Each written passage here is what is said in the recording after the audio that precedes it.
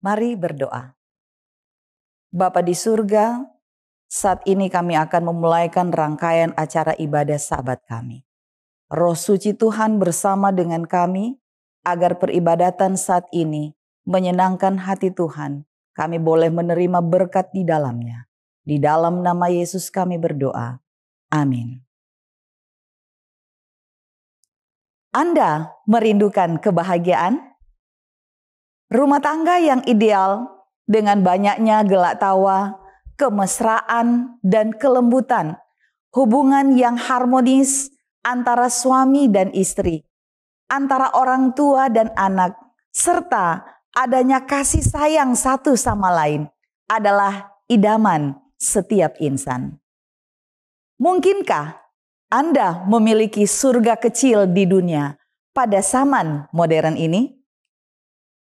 Dr. Karl Menninger, ahli psikiater rumah tangga, berkata, kita tidak jatuh cinta, melainkan kita menumbuhkan cinta. Cinta dalam perkawinan akan makin dewasa, sementara suami istri menerapkan prinsip-prinsip dari cinta dalam kehidupan sehari-hari. Dengan demikian, cinta sejati lebih dari sekedar perasaan, tapi membawa prinsip cinta itu di dalam tindakan. Pakar sosiologi keluarga menyebutkan beberapa prinsip penting dari kasih sejati. Yang pertama, komitmen suami istri. Setiap manusia mempunyai keterbatasan dan umumnya tidak memiliki kesanggupan emosi untuk memelihara beberapa hubungan cinta pribadi. Sebab itu, dalam cinta sejati, suami istri memiliki komitmen pribadi yang sepenuhnya kepada satu orang saja. Seorang tidak bisa berkata kepada pasangannya, "Saya mencintaimu dan saya akan memberikan diriku sepenuhnya 350 hari dalam setahun. Sedangkan 15 hari yang sisa akan kuberikan kepada yang lain." Suami atau istri tidak patut membagikan kasihnya kepada orang lain. Yang kedua, cinta yang tak bersyarat. Cinta sejati bukanlah cinta yang bersyarat.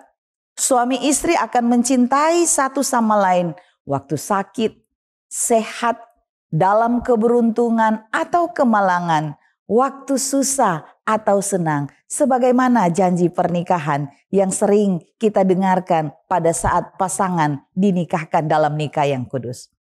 Seorang suami tidak dapat berkata, "Kalau makanan enak dan rumah bersih, maka saya akan mencintaimu istriku." Atau istri juga tidak dapat mengatakan, "Kalau suamiku mengasihi saya dengan memberikan hadiah yang banyak, baru saya akan melayani suami saya." Cinta sejati akan tetap kelihatan nyata apapun yang terjadi. Yang ketiga, memenuhi kebutuhan yang dicintai. Cinta sejati senantiasa berusaha untuk memenuhi kebutuhan dari orang yang dicintai. Jika kita dapat berbuat sesuatu untuk memenuhi kebutuhan orang yang dicintai, walaupun kita sendiri terbengkalai, kita sedang menghidupkan cinta sejati dalam kehidupan kita.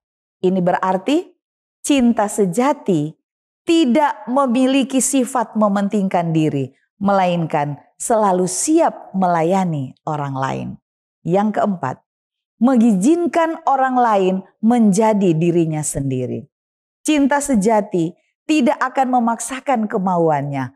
Justru cinta sejati akan mengukuhkan keunikan dari pasangannya untuk tidak menguasai atau memanipulasi orang lain.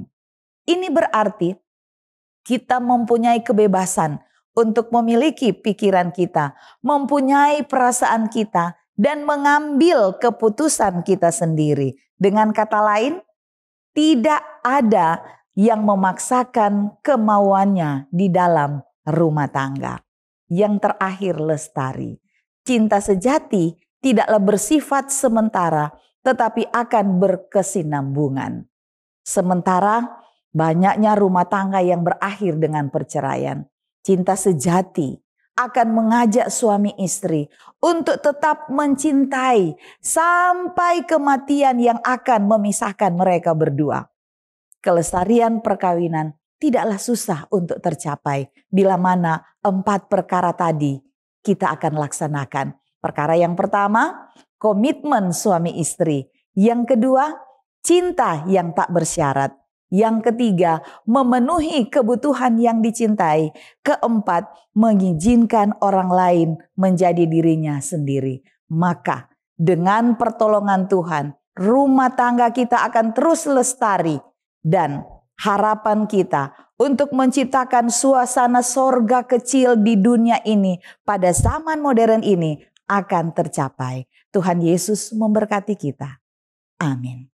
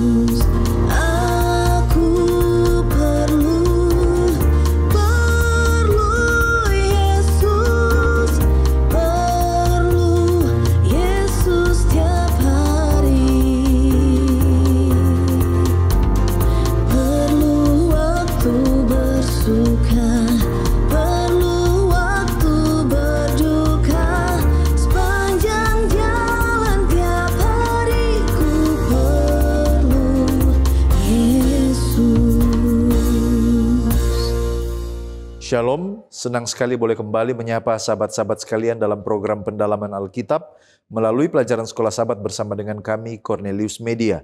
Kita sudah tiba di pelajaran yang keempat dengan tema Bangsa-Bangsa bagian 1.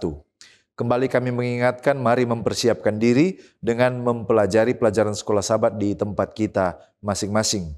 Saya Pendeta Edo Taliwongso bersama dengan Pendeta Felix Gosal dan Pendeta Widodo Purwanto yang akan memandu dalam diskusi pendalaman Alkitab kita pada kesempatan ini. Sebelum kita masuk, mari kita tunduk kepala dan kita berdoa.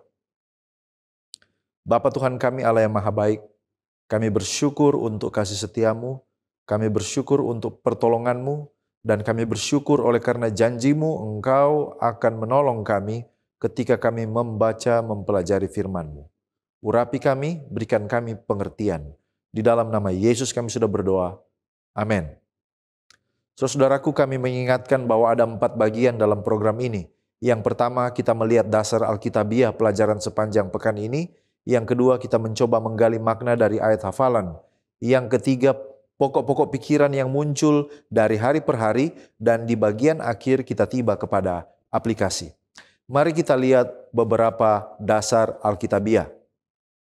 Kejadian 10 ayat 1-12. Bagian ini mencatat keturunan Nuh yang tersebar menjadi berbagai bangsa, termasuk Nimrod yang menjadi tongkoh kerajaan pertama dan membangun kota-kota besar seperti Babel dan Niniwe.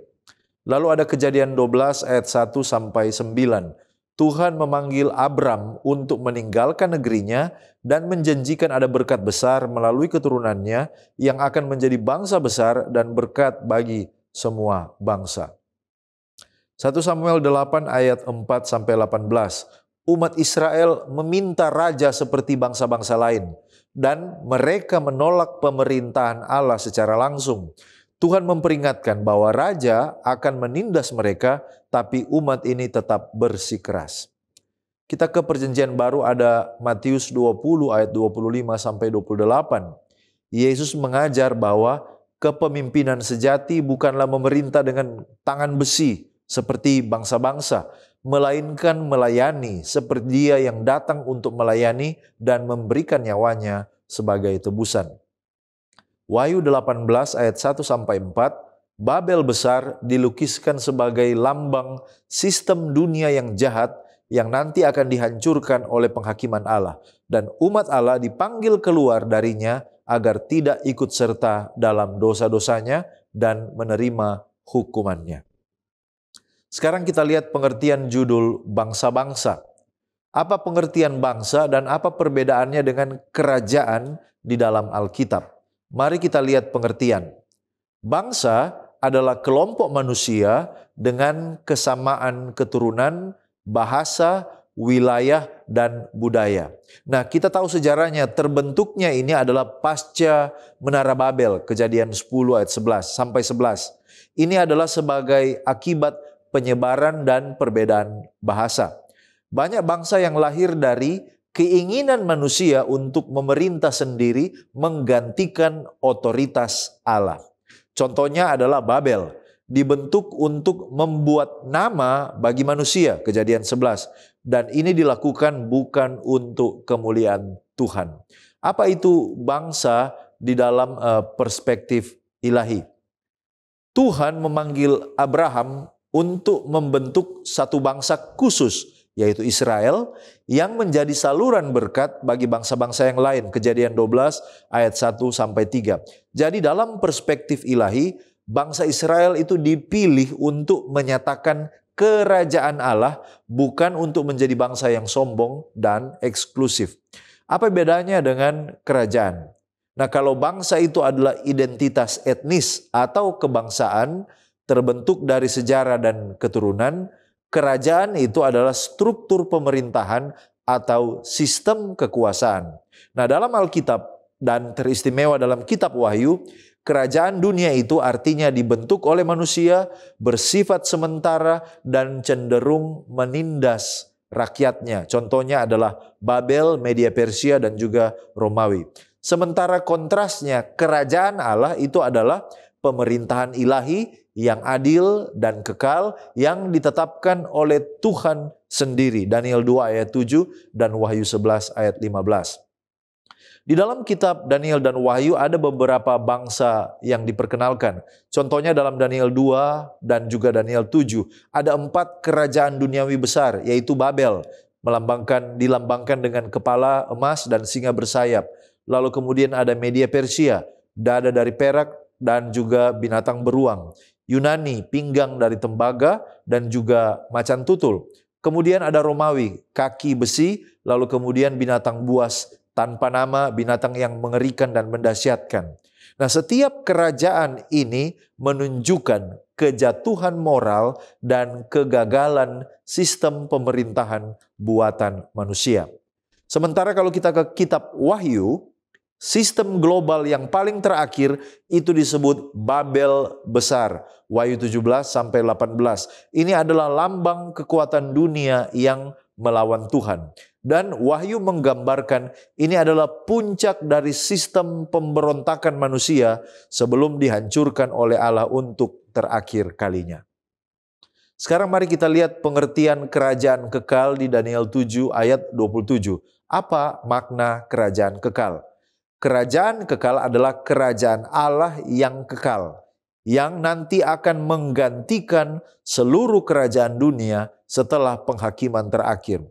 Ini akan diberikan kepada umat orang-orang kudus yang maha tinggi, Daniel 7 ayat 27. Dan ini bersifat kekal, tidak tergantikan, tidak akan dikalahkan. Dan ini akan menjadi kerajaan yang adil dan akan diperintah oleh Kristus sendiri sebagai raja di atas segala raja. Muncul pertanyaan, mengapa kerajaan kekal dan bukan bangsa yang kekal?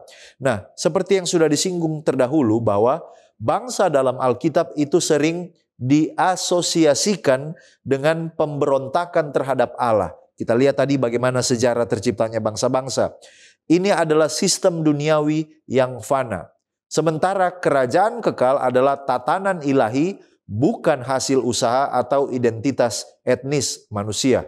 K.A. Matthews dalam The New American Commentary volume 1 halaman 466 menekankan kontras antara bangsa-bangsa buatan manusia dan kerajaan Allah.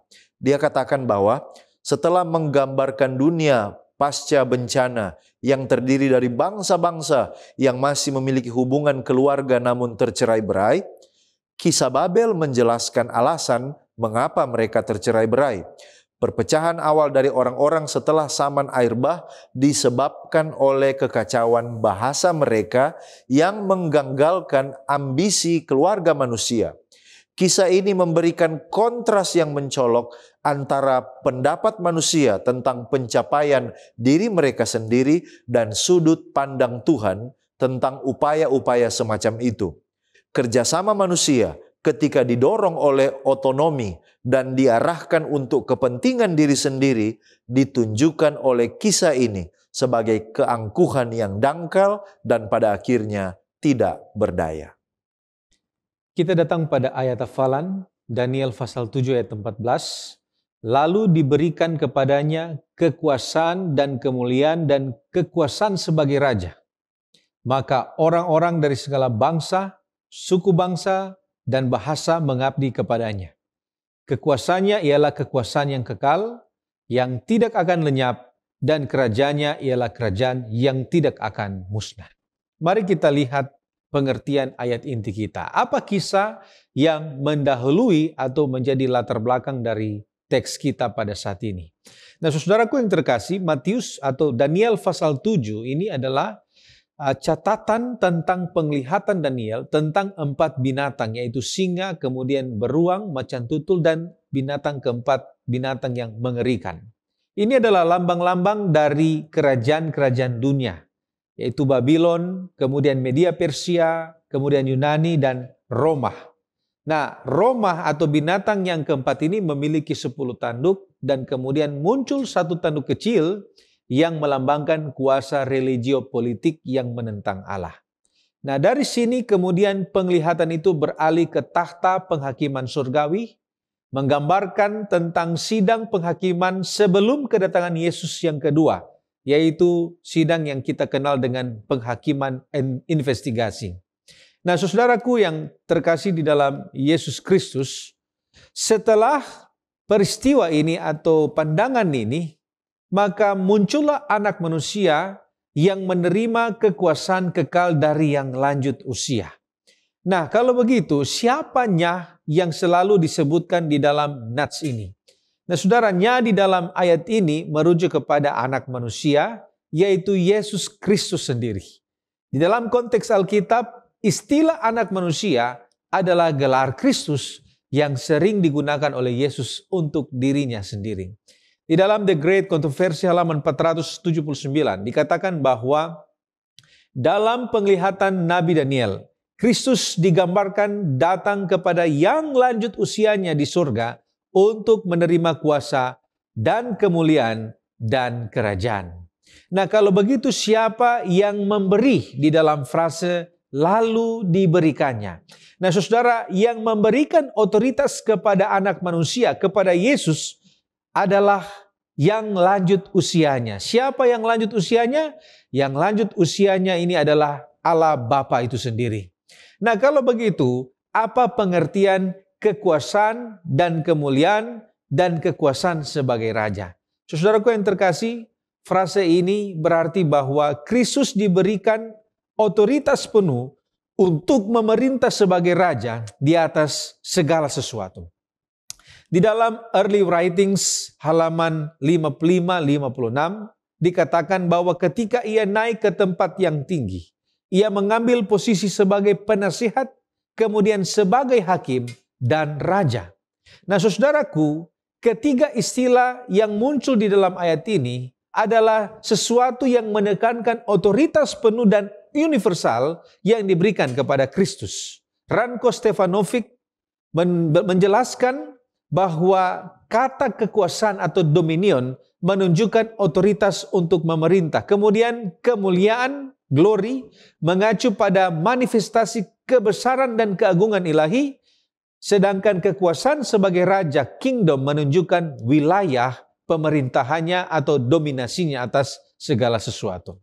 Nah, kemudian apa pengertian bangsa-bangsa, suku bangsa, dan bahasa mengabdi kepadanya?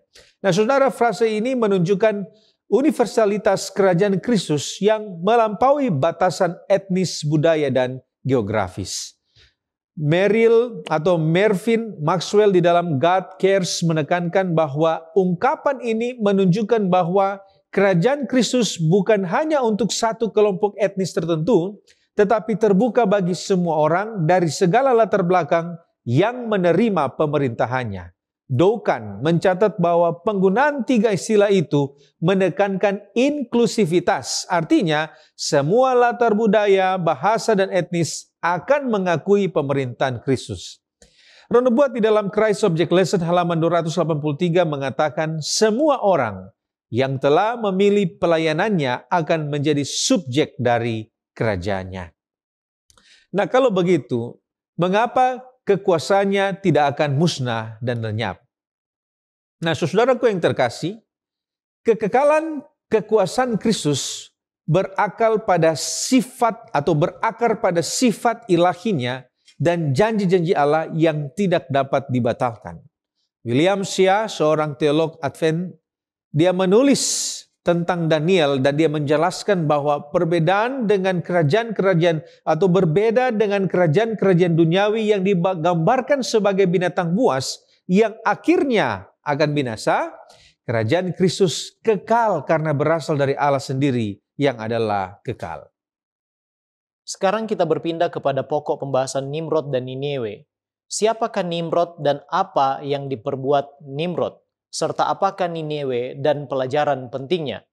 Secara silsilah yang tercatat dalam Kejadian pasal 10, Nimrod adalah anak dari Kush. Ayat 8 menyatakannya. Kush sendiri adalah putra dari Ham, anak Nuh. Jadi Nimrod adalah cucu dari Ham dan cicit dari Nuh. Ayat 8-12, Kejadian pasal 10 mendeskripsikan singkat pribadi Nimrod. Dialah yang mula-mula sekali orang yang berkuasa di bumi. Ia seorang pemburu yang gagah perkasa di hadapan Tuhan. Mula-mula kerajaannya terdiri dari Babel, Erek, dan Akkad. Semuanya di tanah Sinear. Dari negeri itu ia pergi ke Asyur lalu mendirikan Niniwe, Rehoboth-Ir, Kalah, dan Resen di antara Niniwe dan juga Kalah. Itulah kota besar itu. Seventh Day Adventist Bible Commentary volume 1 halaman 275-276 memberikan komentar tentang siapa Nimrod dan apa yang diperbuatnya. Yang pertama, ekspresi bahwa dia adalah seorang yang berkuasa atau a mighty one menandakan seorang yang terkenal karena tindakannya yang bernyali dan berani serta juga mencakup konotasi sebagai seorang penindas yang kejam. Yang kedua, arti nama Nimrod, he shall rebel, atau dia akan memberontak. Ini mengindikasikan bahwa ekspresi seorang pemburu yang gagah perkasa di hadapan Tuhan tidak dalam arti yang baik untuk bertindak selaras dengan kehendak Tuhan, sebaliknya melawan atau memberontak terhadap Tuhan. Yang ketiga, ada ekspresi mula-mula kerajaannya, mengindikasikan awal dari kekuasaannya, dan dikatakan Nimrod muncul dalam daftar bangsa-bangsa sebagai pencipta imperialisme. Di bawah kendalinya, masyarakat beralih dari bentuk patriarki ke bentuk monarki atau kerajaan. Dan juga dikatakan ia adalah orang pertama yang disebutkan dalam Alkitab sebagai kepala dari sebuah kerajaan. Dan kerajaan pertamanya, Babel, mengindikasikan sebuah perlawanan, pemberontakan atau pertentangan dengan Allah. Dengan demikian, secara sederhana bisa disimpulkan bahwa Nimrod, ia dikenal sebagai seorang yang pemberani dan suka melakukan kekejaman. Dia mendirikan kerajaan untuk menguasai bangsa-bangsa. Dia menyembah berhala dan memberontak terhadap Allah, menentang juga melawan Allah. Sekarang mengenai Niniwe. Niniwe dikenal sebagai ibu kota dari kerajaan Asyur yang juga didirikan oleh Nimrod. Bible komentari kita dari volume dan halaman yang sama menyebutkan bahwa orang-orang Asyur menyebut Niniwe Ninua, yang tampaknya mendedikasikan kota itu bagi Dewi Babylon yang namanya Nina. Artinya Nimrod terus menyebarkan pemberontakan dan perlawanan terhadap Allah. Sekarang kota yang terkenal sebagai pusat perdagangan itu, Niniwe, hancur pada tahun 612 sebelum Masehi oleh orang-orang Media dan juga orang-orang Babel. Pelajaran pentingnya ialah bahwa pemberontakan akan terus ada sampai pada akhirnya semua pemberontakan akan diberantas untuk selama-lamanya oleh Allah. Dalam bukunya berjudul Christian Patriotism, Chapter 2 halaman 14-16, Alonso Trevier Jones mengatakan bahwa Nimrod adalah orang pertama yang membangun kekuatan, kekuasaan, otoritas, pemerintahan manusia dalam bentuk pemerintahan yang terorganisir. Dia adalah orang pertama yang menegaskan kekuasaan dan hak prerogatif dan mengambil gelar raja atas manusia.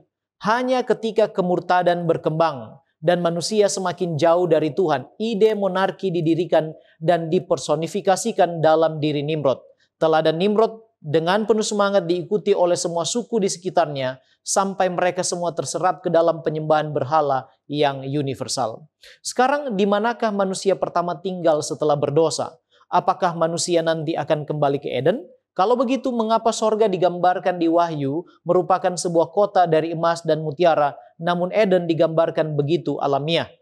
Sebelum kejatuhan, kita tahu bersama menurut Kejadian 2 ayat yang ke-8, manusia ditempatkan Allah di Taman Eden. Namun setelah berdosa, Kejadian 3 ayat 23 katakan, lalu Tuhan Allah mengusir dia dari Taman Eden supaya ia mengusahakan tanah dari mana ia diambil. Artinya setelah kejatuhan, manusia dihalau dan tidak lagi tinggal di Taman Eden. Bahkan mereka tidak memiliki lagi akses ke taman itu menurut Kejadian 3 ayat 24. Sekarang apakah manusia nanti akan kembali ke Eden? Jawabannya ialah ya. Dan itulah tujuan akhir dari rencana penebusan atau rencana keselamatan ilahi.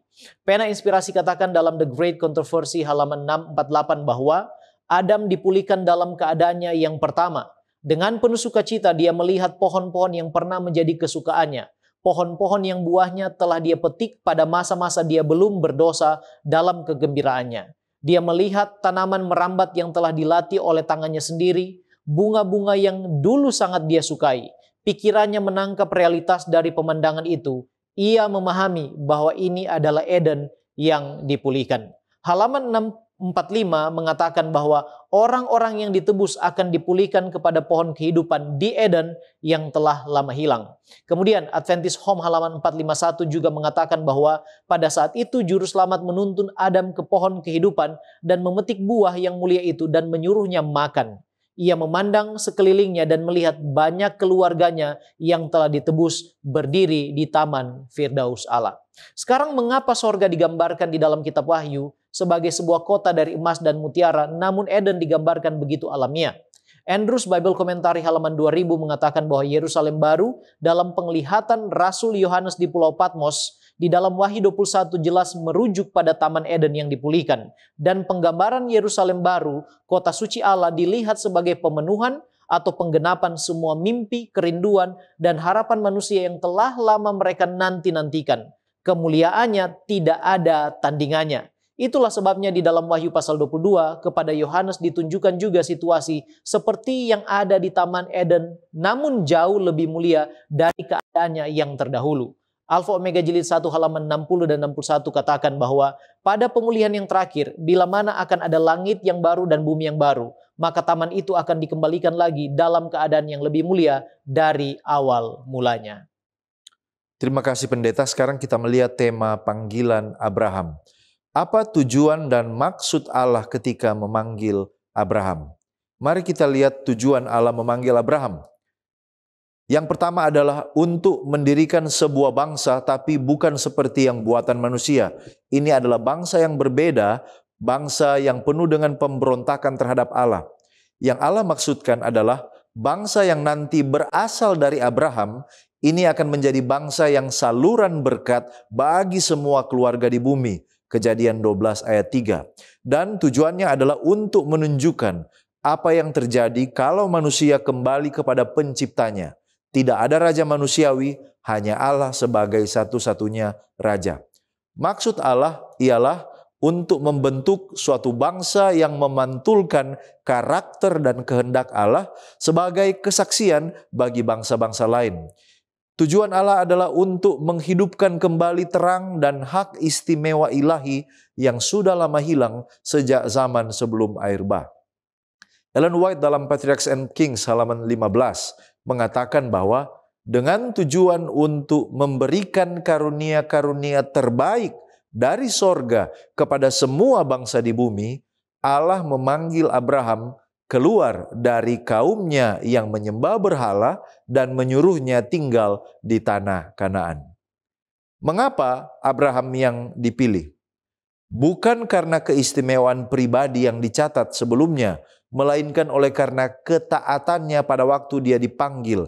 Kejadian 12 ayat 1-4. Abraham merespon panggilan Allah dengan iman. Dia meninggalkan tanah kelahirannya untuk mengikuti rencana Allah. Allah memilih Abraham sebagai tindakan kasih karunia dengan maksud untuk rencana keselamatan secara universal. Ellen White dalam Reflecting Christ halaman 324 mengatakan mengapa Abraham dipilih.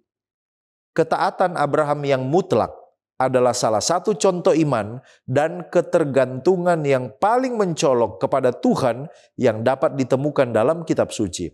Hanya dengan janji yang jelas bahwa keturunannya akan memiliki Kanaan tanpa bukti lahiriah sedikit pun, ia mengikuti kemana Tuhan akan memimpin sepenuhnya dan dengan tulus mematuhi syarat-syarat yang ada di pihaknya, dan dia yakin bahwa Tuhan akan dengan setia melakukan apa yang difirmankannya.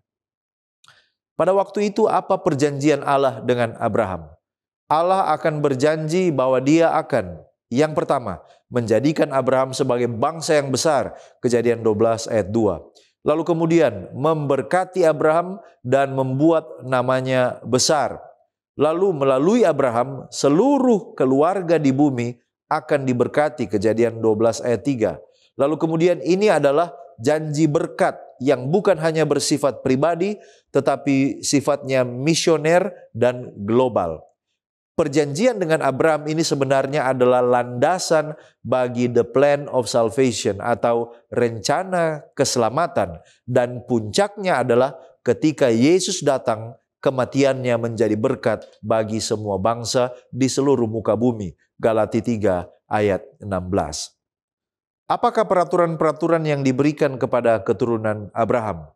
Nah, ketetapan dan peraturan yang diberikan itu semua melalui Musa, Ulangan 4 ayat 5-9, termasuk hukum moral dan sosial yang membentuk cara hidup yang memuliakan Tuhan. Peraturan-peraturan itu dimaksudkan agar bangsa Israel menjadi umat yang bijaksana dan berakal budi di mata bangsa-bangsa lain. Semuanya ini telah diberikan kepada Abraham, dan dengan demikian Abraham adalah orang yang saleh, yang hidup takut akan Tuhan.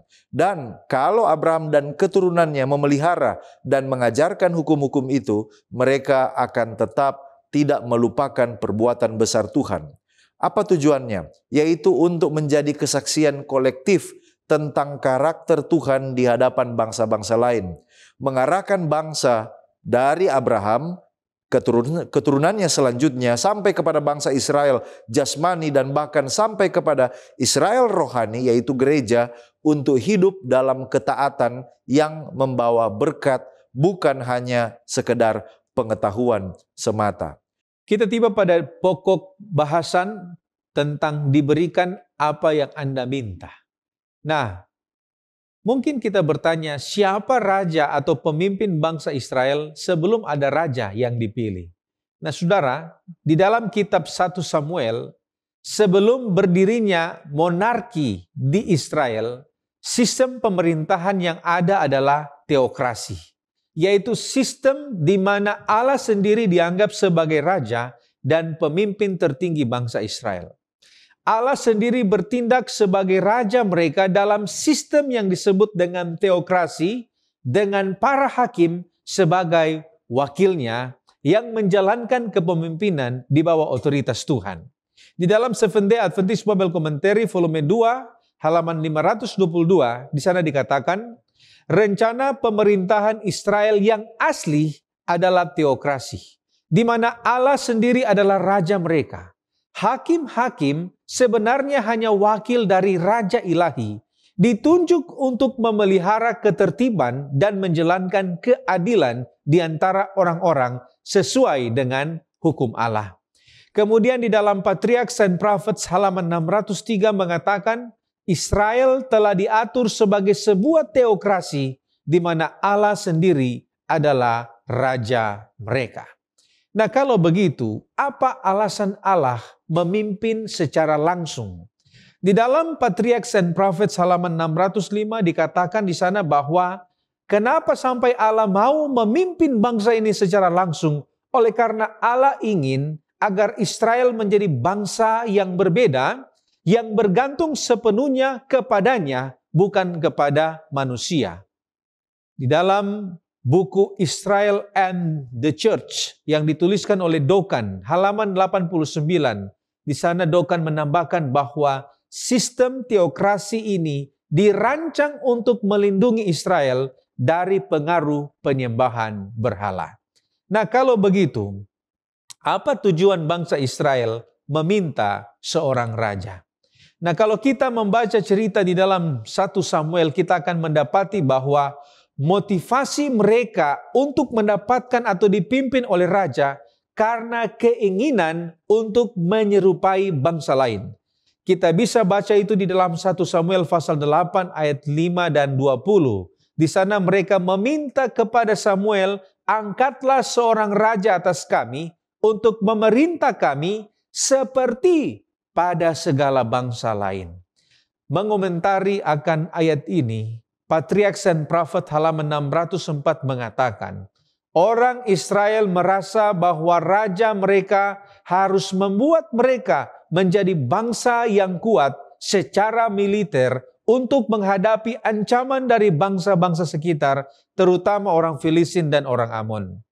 Roy Gene, seorang teolog Advent, di dalam komentari Leviticus dan juga Numbers, halaman 304 mengatakan seperti begini. Permintaan raja juga mencerminkan kegagalan Israel untuk memahami keistimewaan dan tanggung jawab mereka sebagai bangsa yang dipilih oleh Allah. Alih-alih menjadi contoh teokrasi kepada bangsa-bangsa lain, mereka ingin mengadopsi sistem yang mereka lihat berhasil di mata dunia.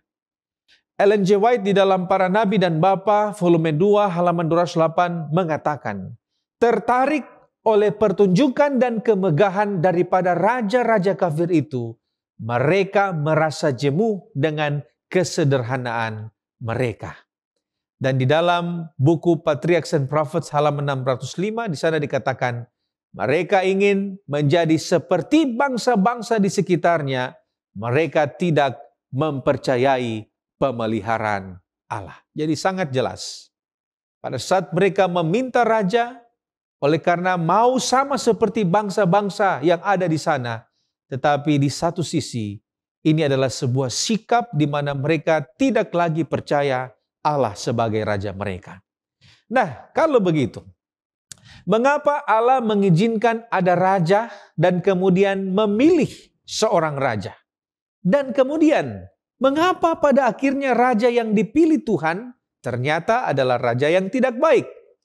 Nah, saudara-saudaraku yang terkasih, Allah mengizinkan mereka dan kemudian menunjuk Saul menjadi raja pertama, itu karena Allah menghargai kehendak bebas umatnya. Tetapi di dalam proses ini kita harus paham bahwa Allah tetap aktif terlibat di dalam pemilihan Saul sebagai bentuk pengawasan ilahi. Meskipun demikian, dengan memberikan raja, Allah ingin membuktikan bahwa bahkan sistem manusia sekalipun tidak akan membawa kebahagiaan sejati kepada bangsa ini. Allah kemudian memilih raja yang pertama, Saul, dan juga memilih raja-raja berikutnya seperti Daud, kemudian Salomo, untuk menunjukkan bahwa kepemimpinan manusia bisa gagal. Kita bisa lihat contohnya Daud. Daud adalah raja yang dikenang sepanjang sejarah orang Israel. Tetapi Daud pernah gagal dalam banyak hal. Dan ini menunjukkan bahwa tidak ada pemimpin manusia yang sempurna selain Tuhan itu sendiri. Mervyn Maxwell di dalam God Cares, volume 1, halaman 210, mengatakan bahwa kegagalan raja-raja Israel mengarah pada pengharapan Mesias, raja sejati yang akan datang. Raja ideal yang dijanjikan akhirnya adalah Kristus itu sendiri. Terima kasih pendeta. Sekarang kita akan membahas pokok pembahasan para penguasa bangsa-bangsa lain. Dalam konteks pelajaran sekolah sahabat, mengapa bangsa dan pemimpinnya baik bangsa Israel atau yang lainnya tidak percaya Allah padahal Allah yang mengangkat penguasa. Dalam konteks bangsa Israel, permintaan mereka untuk mengangkat seorang raja bagi mereka sesungguhnya merupakan sikap penolakan terhadap pemerintahan Allah. 1 Samuel 8 ayat 7 mengatakan Tuhan berfirman kepada Samuel, dengarkanlah perkataan bangsa itu dalam segala hal yang dikatakan mereka kepadamu, sebab bukan engkau yang mereka tolak, tetapi akulah yang mereka tolak, supaya jangan aku menjadi raja atas mereka. Dalam hal ini Allah tahu bahaya yang ada di depan atas tindakan mereka. Masalah yang paling mendasar mengapa para pemimpin bangsa termasuk bangsa Israel tidak percaya Allah ialah masalah hati. Yeremia 17 ayat 9 mengatakan betapa liciknya hati, lebih licik daripada segala sesuatu. Hatinya sudah membatu, siapakah yang dapat mengetahuinya? Para raja dan pemimpin bangsa-bangsa, karena kedudukan dan kekuasaan yang mereka miliki, yang diberikan oleh Allah, dalam hati mereka, mereka memilih untuk mengandalkan diri mereka sendiri. Mereka tidak mau percaya kepada Allah, apalagi tunduk kepadanya. Contohnya Firaun dalam kisah Keluaran, kemudian raja-raja Israel, serta Nebukadnezar pada awalnya, padahal mereka sudah diperingatkan oleh Allah melalui nabi-nabinya, bahkan telah dipertunjukkan banyak mujizat di hadapan mereka. Yeremia 17 ayat 5 sudah mengatakan, beginilah firman Tuhan, terkutuklah orang yang mengandalkan manusia, yang mengandalkan kekuatannya sendiri, dan yang hatinya menjauh daripada Tuhan. Pilihan mereka untuk tidak percaya kepada Allah mungkin dipengaruhi oleh beberapa faktor, seperti yang pertama, dosa. Dosa telah mencondongkan hati manusia untuk tidak mempercayai Allah lagi. Yang kedua, mereka dikelilingi dan dipengaruhi oleh para penyembah berhala. Prophets and Kings halaman 109 mengatakan, sejak kematian Yerobeam hingga kemunculan Elia di hadapan Ahab, bangsa Israel mengalami kemerosotan rohani yang terus-menerus.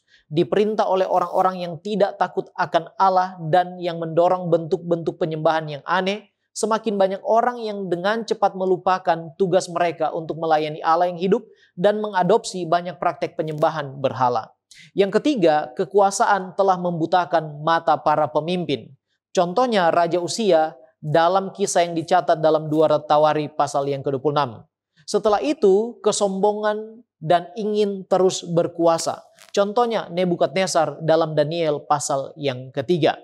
Yesus mengamarkan murid-muridnya dalam Matius pasal yang ke-20 ayat 26 sampai 28. Tidaklah demikian di antara kamu, barang siapa ingin menjadi besar di antara kamu, hendaklah ia menjadi pelayanmu, dan barang siapa ingin menjadi terkemuka di antara kamu, hendaklah ia menjadi hambamu. Sama seperti anak manusia datang bukan untuk dilayani, melainkan untuk melayani dan untuk memberikan nyawanya menjadi tebusan bagi banyak orang. Sekarang mengapa pemerintahan atau penguasa bangsa menjadi penindas gereja dan umatnya, dan sepertinya Allah membiarkan gerejanya dan umatnya menderita, sepertinya Allah tidak mengasihi gereja atau umatnya.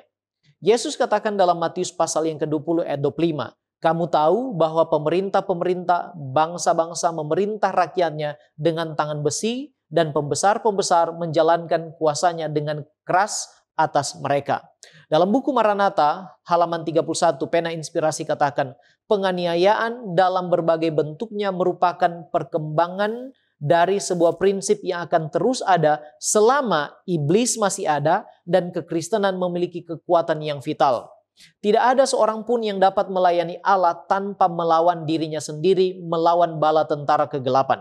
Itulah sebabnya Rasul Paulus mengatakan dalam Efesus 6 ayat yang ke-12, karena perjuangan kita bukanlah melawan darah dan daging, tetapi melawan pemerintah-pemerintah, melawan penguasa-penguasa, melawan penghulu-penghulu dunia yang gelap ini, melawan roh-roh jahat di udara.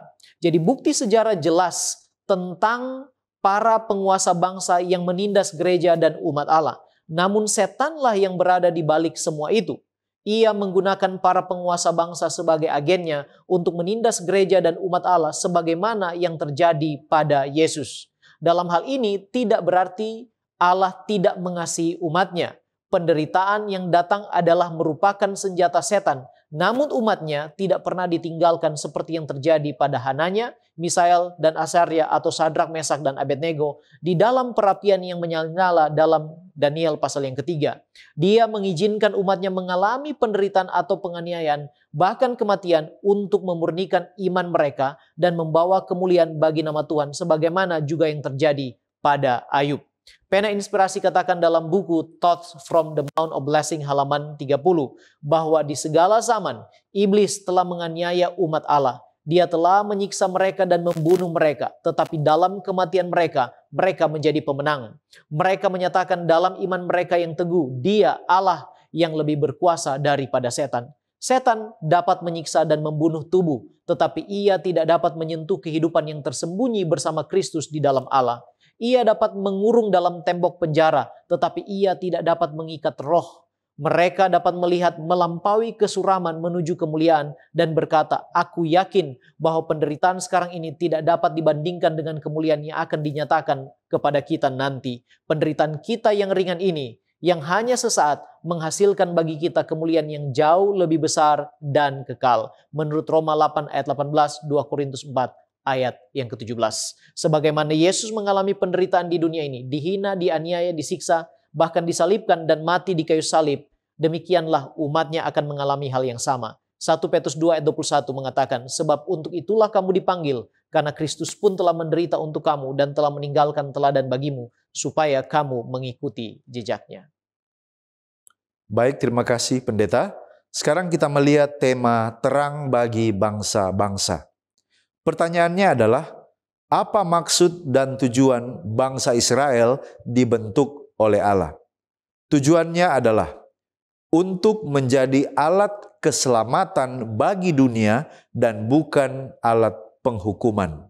Selanjutnya, Allah ingin menjadikan keturunan Abraham, baik Israel secara jasmani maupun zaman modern Israel secara rohani, sebagai terang bagi bangsa-bangsa lain. Yesaya 42 ayat 6 dan 49 ayat 6.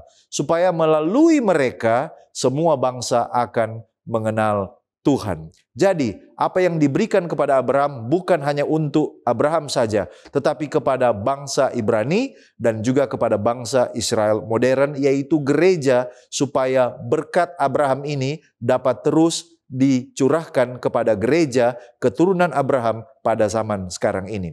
Namun ada pesan khusus, ada peranan khusus kepada bangsa Israel, yaitu Israel dipanggil untuk menampilkan karakter Allah melalui hidup mereka, supaya mereka menginspirasi bangsa-bangsa lain untuk datang dan mencari tahu tentang Allah yang benar. Dan keadaan mereka sebagai gambaran awal dari rencana Tuhan untuk membentuk umatnya yang akan menerangi seluruh bumi sebelum kedatangan Kristus kembali.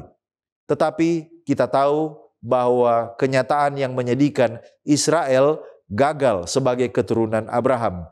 Israel sebagai satu bangsa tidak menurut Allah. Mengapa mereka tidak menurut Allah? Mereka gagal menjalankan tujuan ilahi karena ketidaktaatan dan keegoisan. Bukannya mereka ini menjadi daya tarik bagi bangsa lain, mereka justru terlibat dalam praktek dosa bangsa-bangsa di sekitarnya. Gantinya menjadi terang, mereka meniru hal-hal yang merupakan kekejian di hadapan Tuhan. Ketika seharusnya mereka menjadi saksi, mereka justru menolak hukum Tuhan dan memisahkan diri mereka dari misi Allah. Mengapa pada akhirnya bangsa Israel itu dijajah dan apa pelajaran bagi keturunan Abraham modern, yaitu kita sebagai gereja zaman sekarang ini? Mengapa Israel akhirnya terjajah? Seperti contoh ketika mereka dibuang di Babel. Oleh karena mereka gagal menjalankan panggilan Allah sebagai terang bagi bangsa-bangsa. Mereka lebih memilih mengikuti cara hidup bangsa-bangsa lain daripada menaati perintah Allah. Ketidaktaatan mereka ini membuka jalan bagi kehancuran nasional dan mereka ditawan oleh Babel. Ellen White mengomentari hal ini di dalam Patriarchs and Prophets halaman 663. Ketika rakyat membandingkan kehidupan Saul dan Samuel, mereka melihat betapa besar kesalahan yang telah mereka lakukan dengan menginginkan seorang raja agar mereka tidak berbeda dengan bangsa-bangsa di sekeliling mereka. Banyak orang yang melihat dengan cemas pada kondisi masyarakat yang dengan cepat menjadi tercemar oleh ketidaksetiaan dan kefasikan. Apa pelajarannya bagi kita? Gereja masa kini, seperti Israel dahulu, dipanggil untuk menjadi terang di dunia dan menyuarakan panggilan Allah. Wahyu 14 ayat 6. Bila kita menolak tugas kita dan kehilangan misi untuk menyelamatkan dunia, kita bisa mengalami kegelapan rohani yang sama seperti yang dialami oleh Israel di zaman dahulu.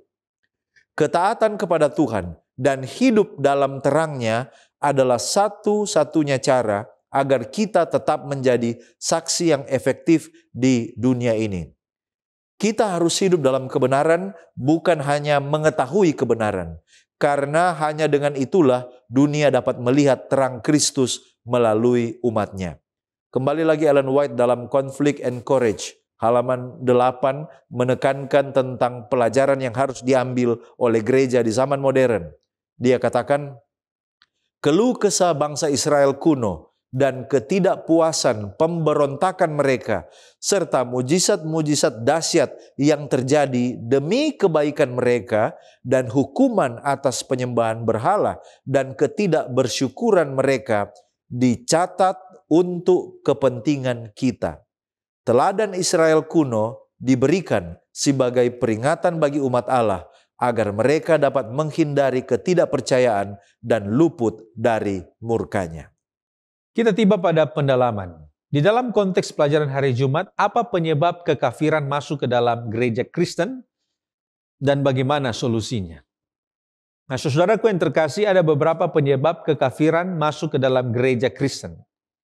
Yang pertama itu terjadi oleh karena ada kompromi dengan budaya sekuler, di mana gereja mengadopsi praktek dan ajaran kafir. Itu yang membuat sehingga kekafiran itu masuk ke dalam gereja Kristen. Kemudian yang kedua, kekuasaan politik dan gereja. Masuknya kekristenan ke dalam lingkup politik mengubah prioritas gereja yang awalnya adalah spiritual menjadi politis. Yang ketiga, ada bentuk materialisme dan kemewahan dunia di dalam gereja, di mana fokus gereja pada kekayaan dan kemewahan, dan ini mengalihkan hati mereka daripada Tuhan. Kemudian yang keempat adalah liberalisme teologis. Liberalisme teologis ini adalah ancaman besar bagi gereja Kristen yang mulai meragukan kebenaran Alkitabiah dan kemudian menggantinya dengan tradisi dan pandangan manusia. Nah, kalau begitu apa solusinya? Yang pertama adalah menolak kompromi dengan dunia. The Great Controversy halaman 45 mengatakan tidak ada persatuan antara penguasa terang dan penguasa kegelapan. Kemudian yang kedua, bagaimana solusinya adalah kembali kepada kesederhanaan dan kebenaran Kristus. Kisah Para Rasul halaman 565 mengatakan, kesederhanaan dan penyangkalan diri Kristus harus dibangkitkan kembali di dalam gereja. Yang ketiga, reformasi dan pembaharuan. Umat Tuhan harus mengalami pembaharuan pribadi yang memurnikan hati. Dan yang keempat, solusi yang keempat adalah kita harus membandingkan segala ajaran dengan firman Tuhan. Seperti orang Berea di dalam Kisah Para Rasul pasal 17, kita juga harus menyelidiki kitab suci setiap hari. Nah, kalau begitu mungkin kita bertanya, apa yang membahayakan gereja dan umatnya saat ini? Ada beberapa hal yang dapat membahayakan gereja dan umat Kristen saat ini. Yang pertama adalah formalisme agama. Apa ini formalisme agama? Seventh-day Adventist Bible Commentary volume 7 halaman 815 mengatakan, bahaya terbesar bagi gereja bukan penganiayaan tetapi formalisme. Mempertahankan bentuk kesalehan tetapi menyangkal kuasanya. Itu adalah formalisme agama. Dia pergi ke gereja hanya karena formalitas. Dia pergi masuk gereja oleh karena dia tahu itu hari Sabat, tetapi itu tidak membawa sukacita, itu tidak mengubah hatinya. Dia kasih perpuluhan karena formalitas, tetapi itu tidak menyentuh hatinya dan hubungannya dengan Tuhan. Yang kedua, tadi yang pertama formalisme agama. Yang kedua, kehilangan identitas dan misi.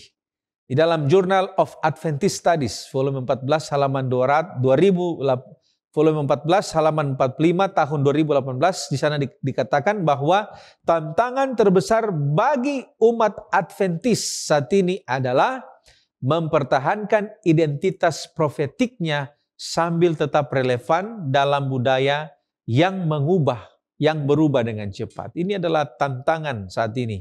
Bagaimana kita dapat menjalankan misi dan tahu identitas kita di akhir zaman ini. Kemudian yang ketiga adalah individualisme dan hilangnya rasa komunitas. Jadi ini adalah tantangan yang kita alami saat ini. Di dalam majalah Ministry, bulan Oktober tahun 2010 halaman 14. Dikatakan bahwa individualisme spiritual yang ekstrim mengancam kesatuan gereja dan melemahkan kesaksian kolektifnya. Semakin banyak orang yang hidup secara individualisme, hidup sendiri-sendiri. Tidak suka dengan komunitas, pergi gereja, sesudah pergi gereja, pulang gereja. Tidak ada rasa kebersamaan, tidak ada rasa komunitas. Hilangnya rasa komunitas, ini dapat membawa gereja kepada masalah. Yang keempat, pemimpin yang tidak setia. Ellen G. White memperingatkan bahwa pemimpin gereja yang tidak setia dapat membawa umat kepada kehancuran. Mereka yang tidak hidup dalam kesalehan dan ketaatan kepada firman Tuhan akan menyesatkan umat. Itu ditulis di dalam Testimonies for the Church volume 5 halaman 148. Dan yang terakhir, apa yang dapat menghancurkan gereja saat ini adalah ketergantungan pada struktur bukan kepada Roh Kudus. Institusionalisme dan kekuasaan di dalam gereja mengancam terjadinya kesombongan organisasi. Sehubungan dengan ini, Mervyn Maxwell di dalam God's Care volume 2 halaman 98 menulis bahwa ketika gereja mengandalkan struktur manusia, ia kehilangan kuasa Roh Kudus. Ya, saudaraku, sebagai penutup dan juga aplikasi dari apa yang kita diskusikan dan pelajari bersama, apakah yang harus diutamakan kita sebagai umat percaya Kristus? Apakah aturan Allah atau penguasa? Dan bagaimana menghadapi tekanan penguasa dalam hal peribadatan? Kisah Para Rasul pasal 5 ayat 29 katakan, kita harus lebih taat kepada Allah daripada kepada manusia. Prinsip yang harus diutamakan setiap umat percaya yaitu lebih taat kepada perintah Allah daripada perintah atau aturan penguasa. Dalam prakteknya, selama aturan pemerintah atau penguasa tidak bertentangan dengan aturan dan firman Allah, maka kita harus taat. Namun bila sudah bertentangan dengan prinsip-prinsip firman Allah, maka pilihan yang harus kita buat adalah taat kepada aturan Allah apapun resikonya. Sekarang bagaimana kita menghadapi tekanan penguasa dalam peribadatan? Pertama, kita perlu meminta kebijaksanaan dari Allah sesuai dengan apa yang dikatakan dalam Yakobus 1 ayat yang kelima. Yesus katakan dalam Matius pasal 10 ayat 16, "Lihat, aku mengutus kamu seperti domba ke tengah-tengah serigala, sebab itu hendaklah kamu cerdik seperti ular dan tulus seperti merpati." Selanjutnya Roma 12 ayat 12 katakan, "Bersukacitalah dalam pengharapan, sabarlah dalam kesesakan, dan bertekunlah dalam doa." Jadi kita harus melakukan prinsip ini. Selanjutnya, jadilah terang. Matius 5 ayat 16, "Demikianlah hendaknya terangmu bercahaya di depan orang, supaya mereka melihat perbuatanmu yang baik dan memuliakan Bapamu yang di sorga." Dan yang terakhir, kalaupun keadaan semakin menekan, ingatlah yang Yesus katakan dalam Matius 10 ayat 17-20. "Tetapi waspadalah terhadap semua orang, karena ada yang akan menyerahkan kamu kepada majelis agama, dan mereka akan menyesak kamu di rumah ibadatnya. Dan karena aku, kamu akan digiring ke muka penguasa-penguasa dan raja-raja sebagai suatu kesaksian bagi mereka dan bagi orang-orang yang tidak mengenal Allah. Apabila mereka menyerahkan kamu, janganlah kamu khawatir akan bagaimana dan akan apa yang harus kamu katakan, karena semuanya itu akan dikaruniakan kepadamu pada saat itu juga. Karena bukan kamu yang berkata-kata, melainkan Roh Bapamu, Dia yang akan berkata-kata di dalam kamu." Janjinya bagi kita dalam Matius 5 ayat 10 ialah, "Berbahagialah orang yang dianiaya oleh sebab kebenaran, karena merekalah yang mempunyai kerajaan sorga." Sekarang bagaimana kita mengatasi tata cara luar yang masuk ke dalam gereja atau organisasi? Dalam hal ini ada prinsip yang disampaikan melalui Rasul Paulus. Dicatat di dalam 1 Tesalonika 5 ayat 21. "Ujilah segala sesuatu dan peganglah yang baik." Tata cara luar yang masuk ke dalam gereja atau organisasi harus diuji. Dan Alkitablah sebagai dasar kebenaran, kepercayaan, doktrin, dan juga praktek dalam gereja harus berdiri sebagai standar yang menguji tersebut. Segala sesuatu yang datang dari luar yang tidak sesuai dengan apa yang dikatakan Alkitab tidak boleh diterima masuk dan harus dibuang jauh-jauh. Efesus 5 ayat 10 dan 11. "Ujilah apa yang berkenan kepada Tuhan. Janganlah turut mengambil bagian dalam perbuatan-perbuatan kegelapan yang tidak berbuahkan apa-apa, tetapi sebaliknya telanjangilah perbuatan-perbuatan itu." Sebagai penutup, Testimonies to Ministers and Gospel Workers halaman 54. Allah bukanlah pencipta kekacauan, melainkan damai sejahtera. Tetapi setan adalah musuh yang selalu siaga dan tidak pernah tertidur, yang selalu bekerja di dalam pikiran manusia, mencari tanah untuk menabur lalang.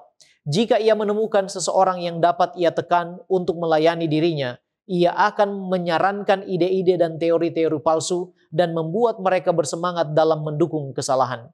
Jika mereka yang mengaku percaya kepada kebenaran mau datang kepada mereka yang telah memiliki pengalaman, mau datang kepada firman Allah dengan roh yang rendah hati dan mau diajar, dan menguji teori-teori mereka di dalam terang kebenaran, dan dengan pertolongan saudara-saudara yang telah menjadi pelajar Alkitab yang tekun, serta pada waktu yang sama memohon kepada Allah sambil bertanya, "Apakah ini jalan Tuhan ataukah jalan yang sesat?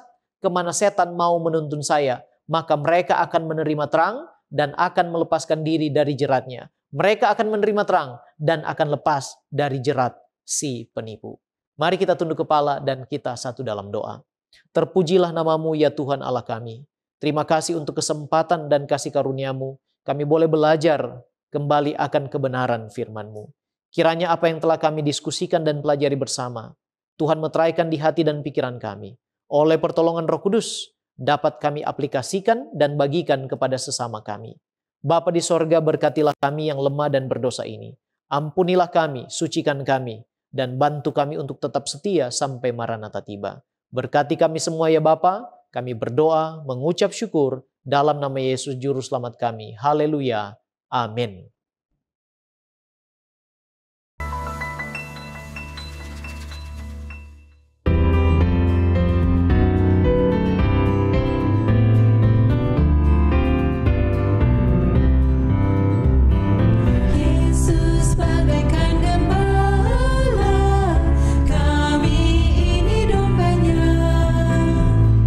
Dia pimpin dan menjaga selama kami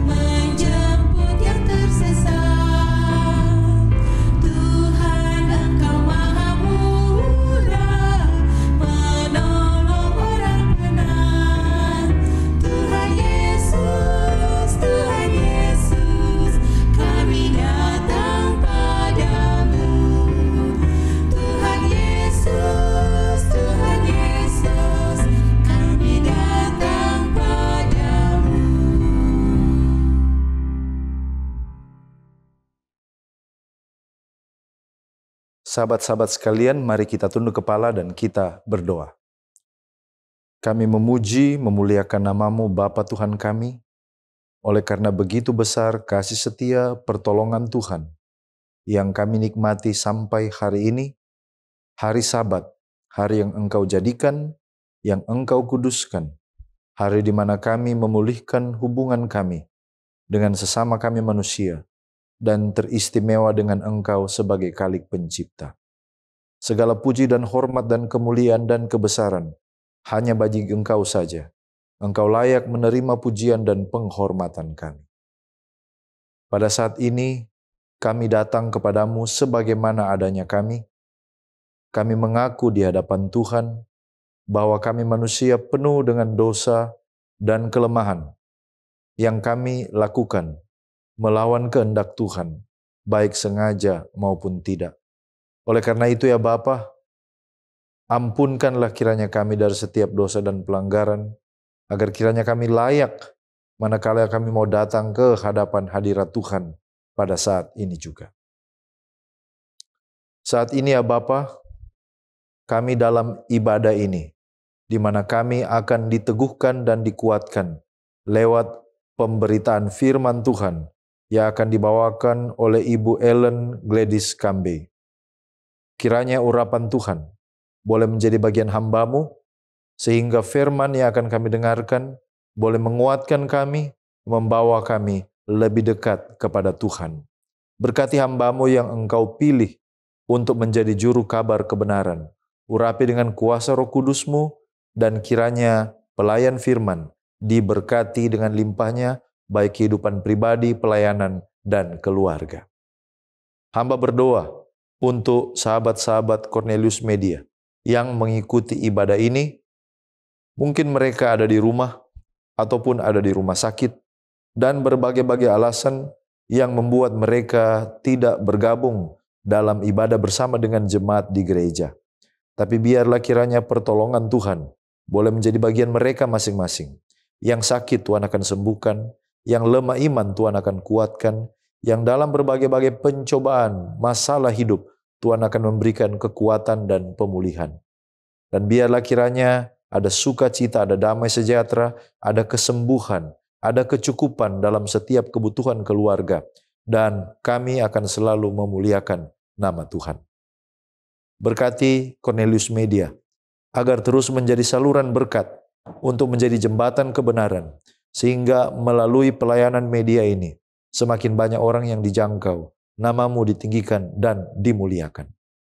Terpujilah nama-Mu ya Bapa. Inilah doa dan sembahyang kami. Kami sudah berdoa hanya di dalam nama Yesus Kristus, Tuhan dan Juru Selamat kami yang hidup. Haleluya. Amin.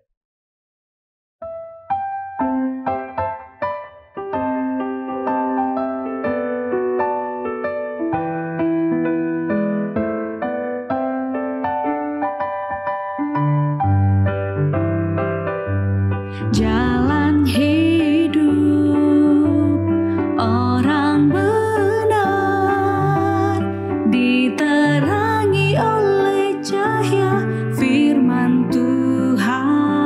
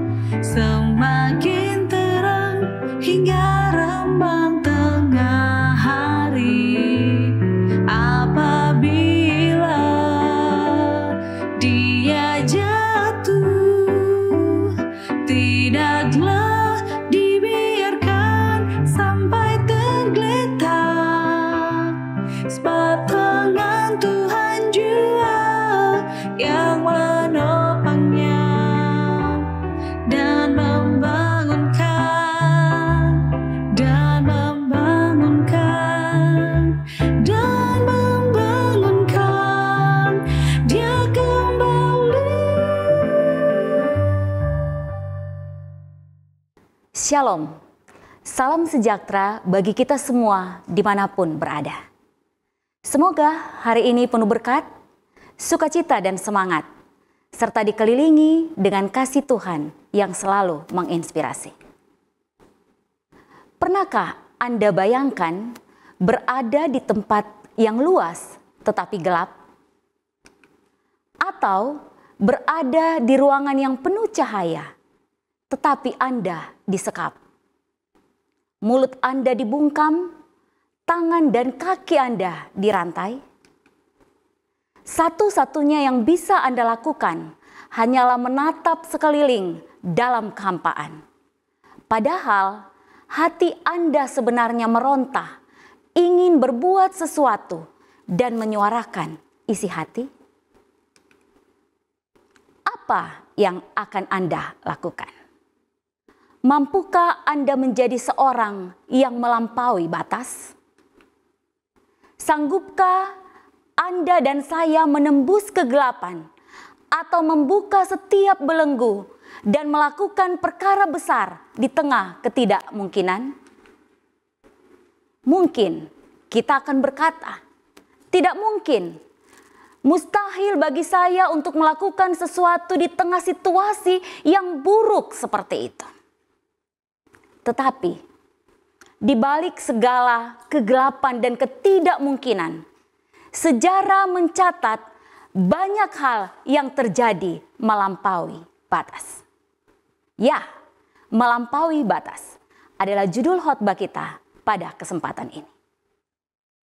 Saudara-saudara yang diberkati Tuhan, sejarah dunia dipenuhi dengan nama-nama besar seperti Napoleon, Thomas Alva Edison, Neil Armstrong, Steve Jobs, Graham Bell, Louis Pasteur, dan banyak lagi nama-nama dalam daftar orang terkenal di dunia. Tetapi, tahukah Anda bahwa di balik nama-nama yang terkenal itu ada sosok-sosok yang sering dilupakan? Dan itu adalah sosok seorang wanita.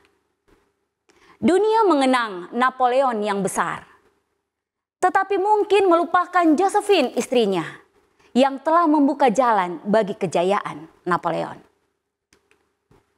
Dunia memuji Edison, sang penemu lampu pijar. Tetapi bukankah kita melupakan Margaret Knight, sang Edison dalam rock yang menciptakan lebih dari 90 paten yang telah menginspirasi Edison.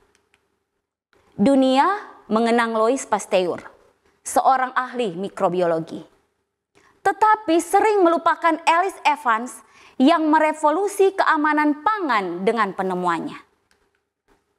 Dunia memuja Steve Jobs, pendiri dan visioner utama di balik Apple Inc.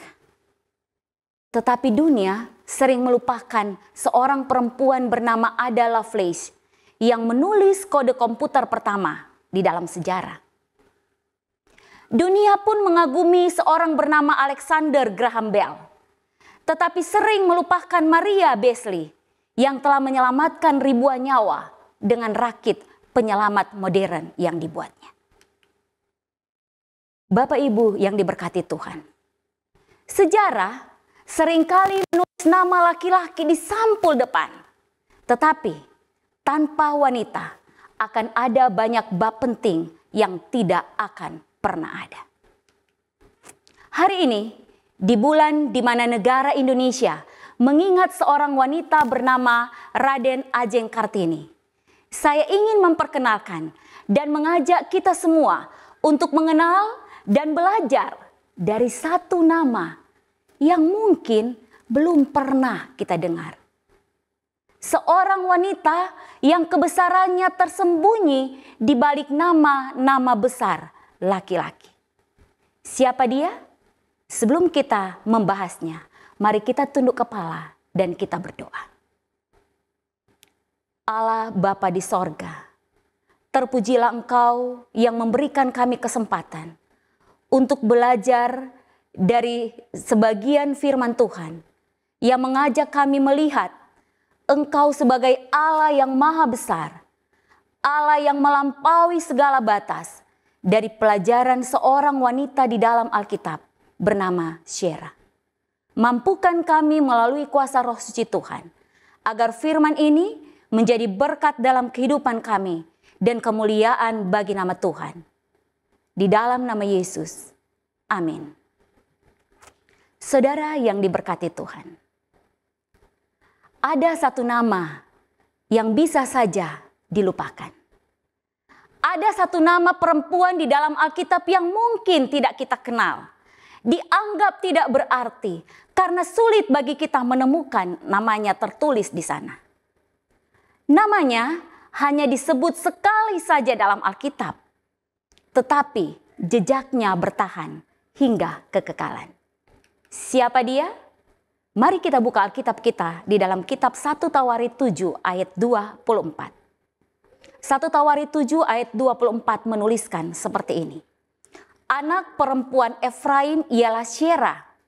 Dialah yang membangun Bet Horon Hulu dan Bet Horon Hilir serta Usen Syera. Sesederhana ini ayatnya. Tetapi ayat dalam firman Tuhan ini memberikan kita 3 keterangan utama. Pertama, seorang anak perempuan dari suku Efraim. Yang kedua, namanya Syera. Dan yang ketiga, dia adalah seorang perempuan pembangun kota. Hadirin yang diberkati Tuhan. Nama Syera adalah satu nama yang ditulis di dalam satu ayat, dalam satu kalimat, tetapi itu cukup untuk mengabadikan warisannya dalam sejarah kekal Tuhan. Dituliskan di dalam firman Tuhan. Seorang wanita yang pada saat ini saya menyebutnya wanita yang melampaui batas. Apa yang melampaui batas dari kehidupan perempuan bernama Syera? Mari sama-sama kita mendalaminya melalui penyelidikan kita akan firman Tuhan. Sekali lagi kita kembali kepada ayat ini. 1 Tawarid 7 ayat 24. Anak perempuan Efraim ialah Syera. Dialah yang membangun Bet Horon Hulu dan Bet Horon Hilir serta Usen Syera. Melampaui batas yang pertama yang dilakukan oleh Syera adalah wanita yang melampaui batas gender. Dari terbatas menjadi tercatat. Ketika kita menyelidiki kitab 1 Tawarid 7 ayat 24 bagian yang pertama, kita akan menemukan satu kata, anak perempuan. Membaca dan mendengar kata perempuan di zaman di mana Syera hidup, maka kita bisa membayangkan ada sesuatu yang melampaui batas ada di dalam kisah ini. Sehingga Syera, seorang perempuan, tertulis namanya. Terbatas, tetapi tercatat. Memang hanya satu kali. Dituliskan pun hanya dalam satu ayat dan dalam satu kalimat yang sederhana. Tetapi ini yang menarik. Kitab Tawarid sesungguhnya dituliskan untuk menegaskan kembali identitas dari umat-umat Tuhan pasca pembuangan. Dan fokus utama dari identitas ini adalah pada silsilah dari suku-suku Israel, khususnya suku Efraim, keturunan Yusuf, di mana Syera berasal. Dan dalam budaya Yahudi pada saat itu, nama perempuan hampir tidak pernah dicatat dalam silsilah kecuali memiliki peran yang luar biasa. Dan kita tahu bersama bahwa pada zaman Perjanjian Lama sangat kental dengan struktur sosial patriarkal, di mana pria memiliki otoritas sosial, spiritual, dan publik, sedangkan perempuan terbatas dalam peran domestik. Mereka dianggap sebagai seseorang yang tidak berarti. Tetapi apa yang kita temukan? Kehadiran dan peran dari seorang perempuan bernama Syera sebagai seorang tokoh pembangun kota adalah sebuah anomali budaya. Ini adalah penanda bahwa Syera sesungguhnya adalah seorang perempuan yang melampaui batas, dan yang dia lampaui adalah batas gender. Ketika perempuan tidak diperhitungkan, Sarah menempatkan diri sebagai perempuan yang pantas diperhitungkan. Sarah melampaui batas representasi. Sarah hadir sebagai representasi dari wanita yang tidak mau diam dalam bayang-bayang sejarah, tetapi dia mau muncul dalam terang panggilan Tuhan. Dari Sarah kita belajar, sebagai wanita, jangan pernah batasi diri hanya karena keterbatasan. Ketika Tuhan memanggil Sarah, maka Tuhan melengkapi kehidupannya. Dan seperti Sarah, ketika Tuhan memanggil saya dan saudara, percayalah, Tuhan yang sudah melengkapi Sarah adalah Tuhan yang sama yang akan melengkapi kita. Melampaui batas yang kedua dari kehidupan Sarah adalah perempuan yang melampaui batas budaya, dari tradisi menjadi transformasi. Kita sudah belajar sejak awal, zaman di mana Sarah hidup, wanita tidak memiliki hak untuk membangun properti sendiri. Wanita tidak dianggap sebagai pemimpin dalam masyarakat walaupun dia punya kompetensi untuk itu. Bahkan wanita pada saat itu hanya dianggap sebagai pelengkap tatanan masyarakat. Tapi Sarah dalam kondisi ini, dia tidak menerima keterbatasan dari tradisi seperti itu. Sarah adalah perempuan yang melampaui batas. Dia menjadi perempuan yang membangun kota. Dicatat ada 3 kota yang dibangunnya.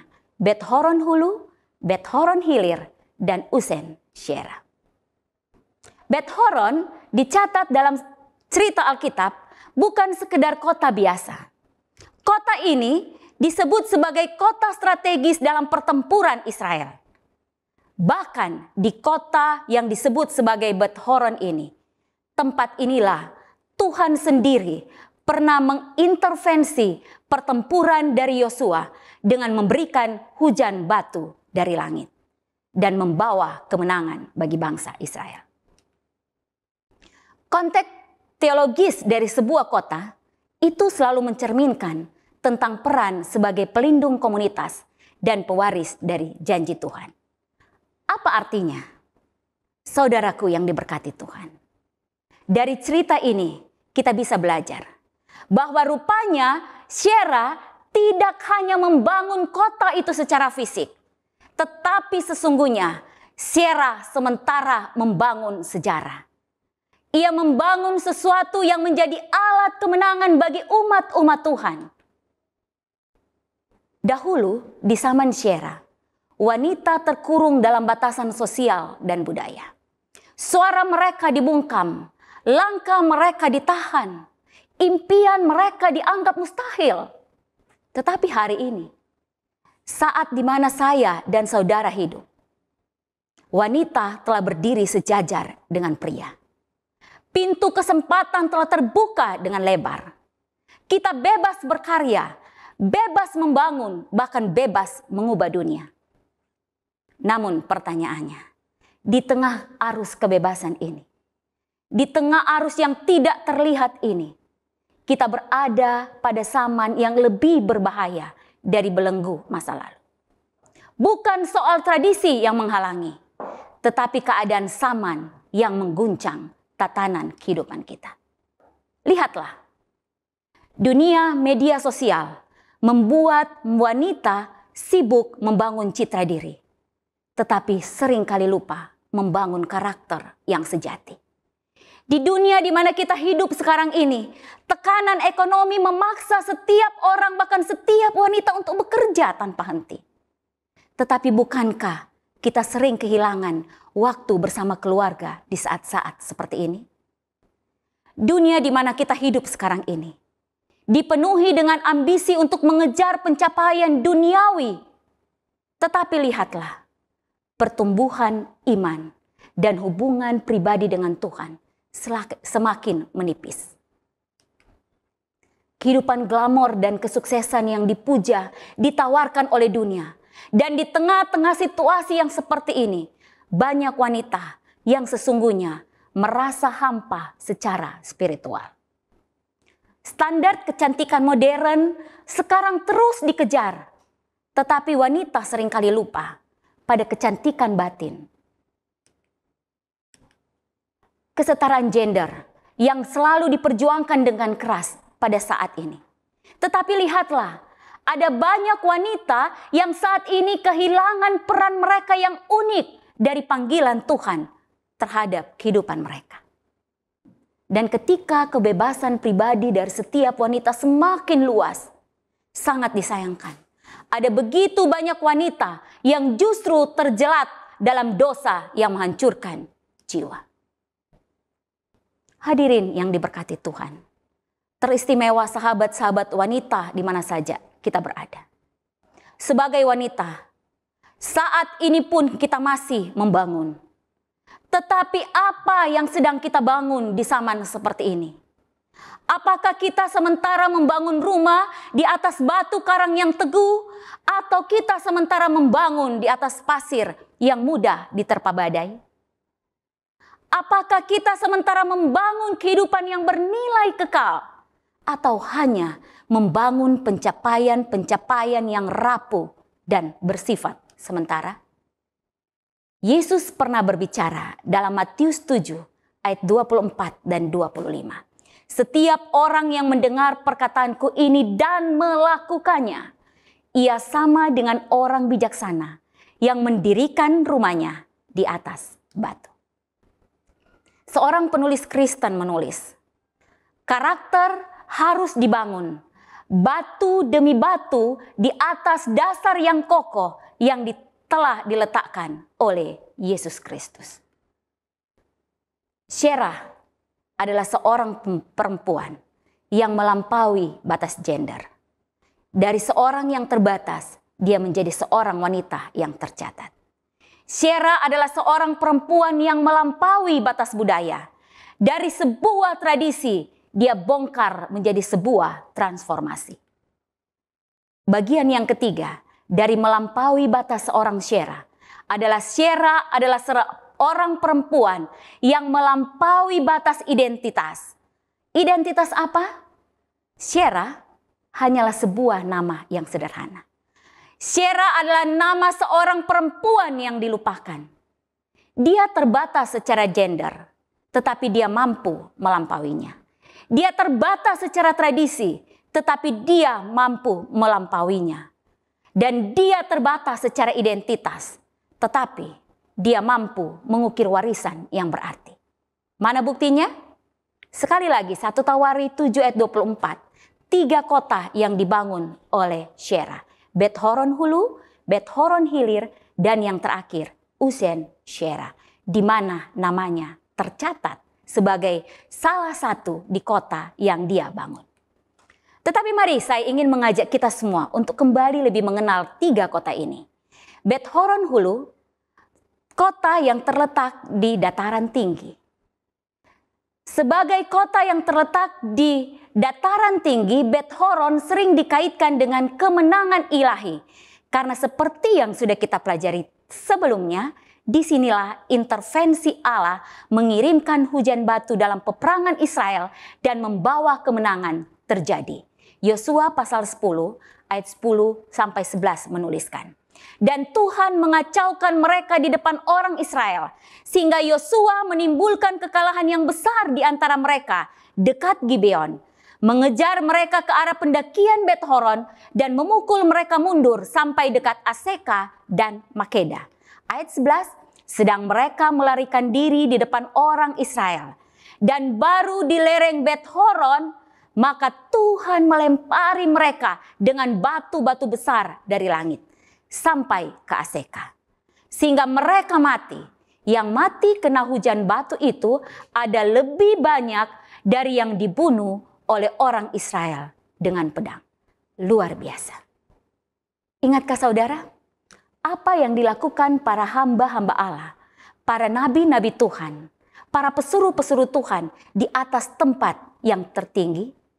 Apa yang dilakukan oleh Nuh, Abraham, Musa, Elia di tempat-tempat yang tinggi? Bukankah di tempat-tempat yang tinggi mereka membangun mezbah bagi Allah? Mereka membangun altar penyembahan bagi Tuhan. Dan seperti Syera, saya dan saudara, para wanita, kita dipanggil Allah untuk membangun di tempat yang paling tinggi, yaitu membangun mezbah. Kita adalah seseorang yang perlu berperan untuk membangun altar pribadi kita, altar keluarga kita, altar komunitas masyarakat kita.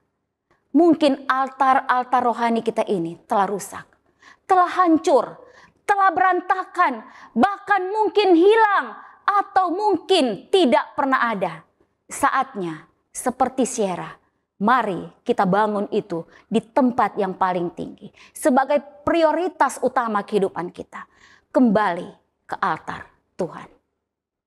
Selain Bet Horon Hulu, Syera juga membangun kota yang disebut Bet Horon Hilir. Bet Horon Hilir adalah kota yang tempatnya di tempat yang paling rendah, yang paling bawah. Sesuatu yang ada di tempat yang paling bawah, yang paling rendah, biasanya itu melambangkan kesetiaan, melambangkan kerendahan hati. Apa artinya bagi kita? Sebagai umat-umat Allah yang saat ini hidup di tengah tantangan akhir zaman, kita membutuhkan kesetiaan. Kita membutuhkan kesetiaan yang teguh di dalam Allah.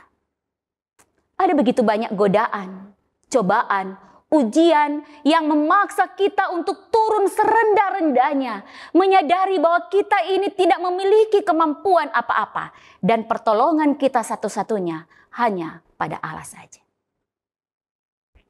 Cobaan, godaan, dan tantangan yang kadangkala membuat kita kehilangan kesabaran. Kita menjadi marah, kita menjadi dendam, sakit hati, kecewa. Dan di saat-saat seperti itu, kerendahan hati akan membuat kita mampu hidup dalam kesetiaan. Mika 6 ayat 8 menuliskan, "Hai manusia, telah diberitahukan kepadamu apa yang baik. Dan apakah yang dituntut Tuhan daripadamu selain berlaku adil, mencintai kesetiaan, dan hidup dengan rendah hati di hadapan alam." Saudaraku, ketika Syera membangun 3 kota itu, dia pasti menghadapi tantangan. Dia menghadapi kelelahan. Dia bahkan menghadapi penolakan.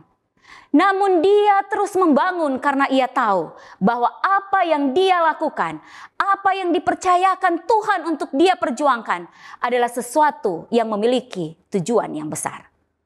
Dan itulah yang menunjukkan bahwa Syera itu adalah setia.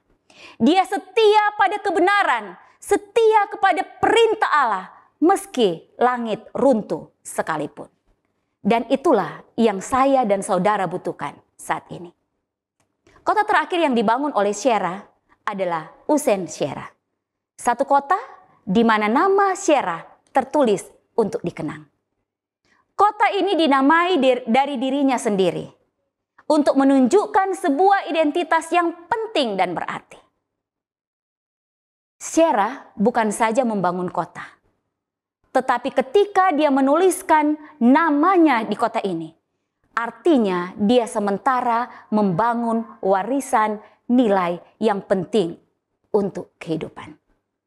Dia sementara membangun peradaban dan menghidupi imannya dengan berani ketika dia keluar melampaui batas. Demikian juga kehidupan saya dan saudara. Saya dan saudara seperti Syera, sementara membangun. Bahkan kehidupan kita ini adalah sebuah bangunan, di mana setiap keputusan, setiap iman, setiap kasih yang kita tunjukkan adalah batu-batu yang kita letakkan. Namun, apakah kita menjadikan Yesus sebagai arsitek dalam setiap pembangunan kehidupan kita? Filipi 1 ayat 6, ayat terakhir dalam pembahasan kita pada saat ini. Akan hal ini, aku yakin sepenuhnya, yaitu Ia, yaitu Allah, yaitu Yesus Kristus yang memulai pekerjaan yang baik antara kamu akan meneruskannya sampai pada akhirnya, pada hari Kristus Yesus. Saudaraku, Syera membangun kota secara fisik, tetapi Yesus sementara membangun kerajaan Allah yang kekal. Syera telah melampaui batas budaya, tetapi Yesus melampaui batas maut untuk menyelamatkan saya dan saudara. Syera telah membangun tempat perlindungan bagi bangsanya, tetapi Yesus membangun tempat bagi kita di sorga. Mari, saya mengajak kita pada kesempatan ini. Lihatlah pada Syera yang melampaui batas. Tapi lebih dari itu, mari kita melihat kepada Allah, membangun bersama-sama dengan Yesus, sang batu penjuru yang tidak tergoyahkan itu. Kita mungkin tidak akan dikenal dunia. Nama kita mungkin tidak akan pernah tertulis dalam buku sejarah. Tetapi ingatlah, ketika kita melampaui batas, membangun bersama Allah, membangun altar yang sudah rusak, membangun kesetiaan di dalam Tuhan, membangun penurutan dan iman kita kepada Allah, maka kita sementara membangun sesuatu yang tidak akan pernah lenyap. Kita sementara membangun sesuatu yang akan terus kekal. Karena Tuhan yang telah memulai pekerjaan dalam kehidupan kita, Dia pula lah yang akan menyelesaikannya. Maukah Anda memiliki kehidupan yang melampaui batas untuk terus membangun bersama Allah hingga tiba di sorga? Mari kita berdoa. Tuhan, terpujilah Engkau, karena kami boleh belajar dari kehidupan seorang wanita bernama Syera, untuk boleh melakukan tindakan-tindakan iman yang melampaui batas, agar kami boleh menjadi bangunan-bangunan megah di hadapan Tuhan, yang boleh membawa bukan saja diri kami pribadi, tetapi membawa keluarga kami, membawa orang lain untuk dipersiapkan bagi kemuliaan Tuhan. Kami penuh keterbatasan, tetapi bukankah ketika Tuhan memakai kami, Tuhan akan memakai kami dengan cara yang luar biasa, sehingga nama Tuhan boleh dipuji dan dimuliakan. Bukan oleh karena kuat kami, bukan oleh karena gagah kami, tetapi karena kami memiliki Allah, kami memiliki Yesus Kristus yang bukan saja sebagai pencipta kami, sebagai juru selamat kami, tetapi Allah yang akan datang menjemput kami, membawa kami memiliki kehidupan yang kekal selama-lamanya di dalam kerajaan surga. Terimalah firman ini Tuhan, dan terimalah kami sebagaimana kami ada. Di dalam nama Yesus kami berdoa dan bersyukur. Amin.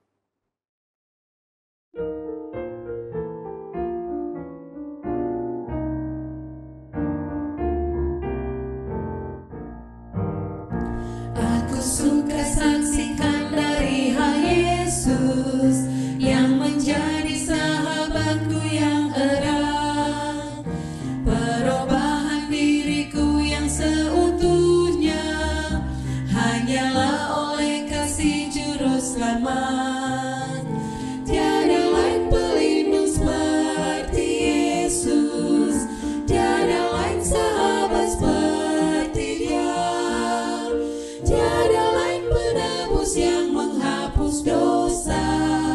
Aku dipeliharanya. Yesus menemukan aku dalam dosa.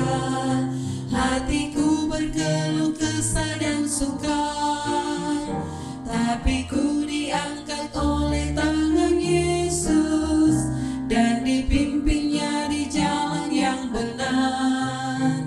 Tiada lain pelindung seperti Yesus, tiada lain sahabat seperti Dia, tiada lain penebus yang menghapus dosa. Aku dipeliharanya. Tiap hari Tuhan beri janji yang baik.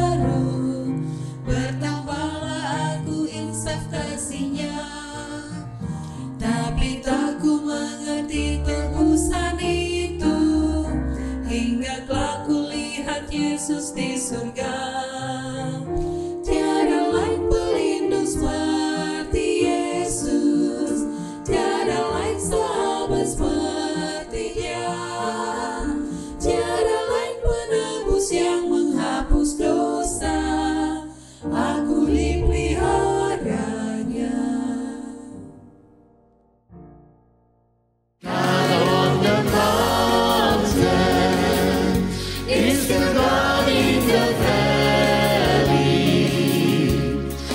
Things go wrong, He'll make